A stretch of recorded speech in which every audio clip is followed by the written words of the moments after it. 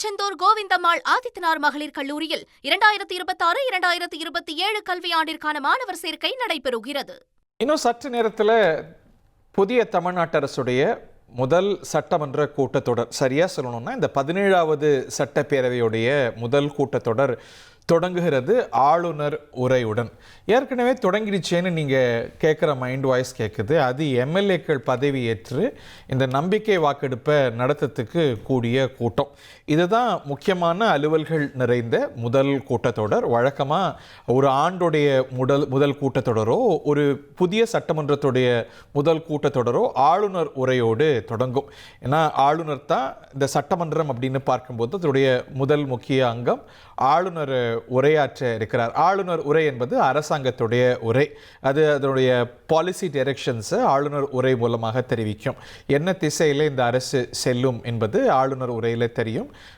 Budget தாக்கலாகும். ஏற்கனவே கடந்த அரசு தாக்கல் செய்த பட்ஜெட் என்பது இடைக்கால பட்ஜெட்.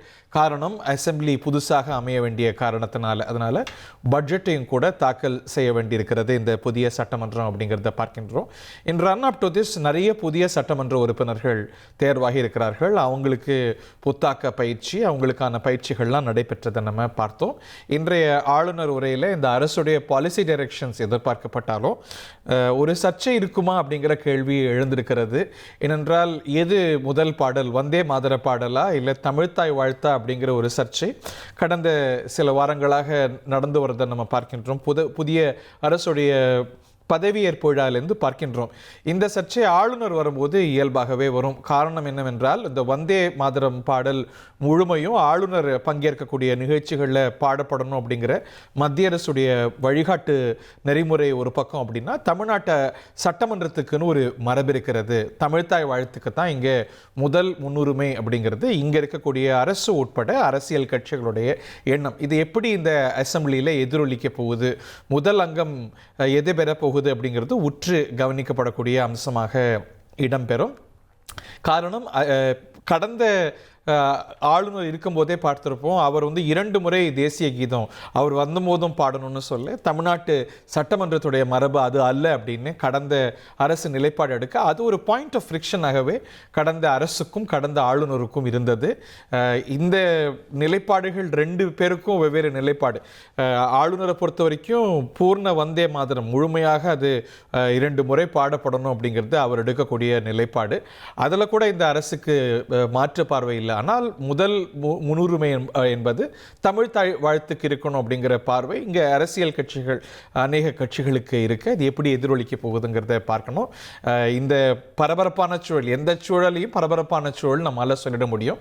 இது கண்டிப்பாகவே பரபரப்பான சூழல் தான். எதிர்கட்சிகள் ஏற்கனவே இந்த அரசுக்கு எதிராக நிறைய முழக்கங்களை எழுப்பி வர்ற எம்எல்ஏக்கள்லாம் ராஜினாமாக்கள் செஞ்சிருக்க.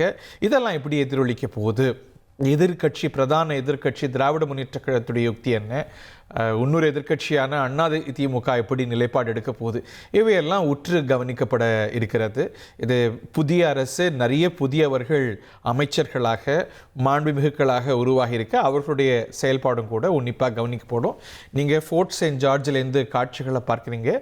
சட்டமன்ற உறுப்பினர்கள்லாம் கூடி வரக்கூடிய காட்சிகளை நம்ம பார்க்கிறோம்.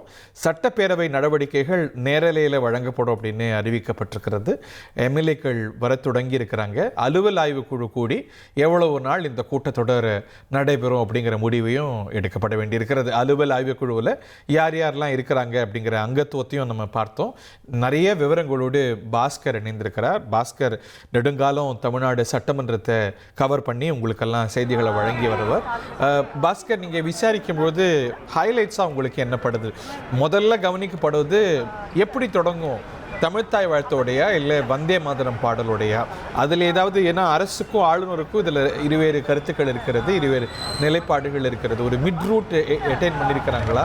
இதை எப்படி அவங்க கையாள போகிறாங்க? அதை பற்றிய தகவல்கள் இருக்கா? இந்த ஆளுநர் உரை வழக்கமாக புதிய அரசு வரும்போது இடம்பெற உரையில் என்ன எதிர்பார்க்குறோம்?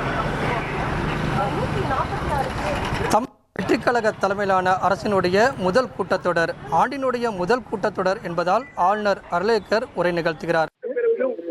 அவர்களுடைய அணிவகுப்பு மரியாதைக்காக அவர்களை காத்திருக்கக்கூடிய காட்சிகளை நேரடியாக பார்க்கலாம்.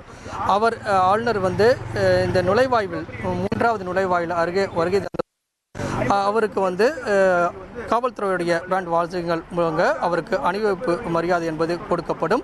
திருச்செந்தூர் கோவிந்தம்மாள் ஆதித்தனார் மகளிர் கல்லூரியில் 2026-2027 கல்வியாண்டிற்கான மாணவர் சேர்க்கை நடைபெறுகிறது.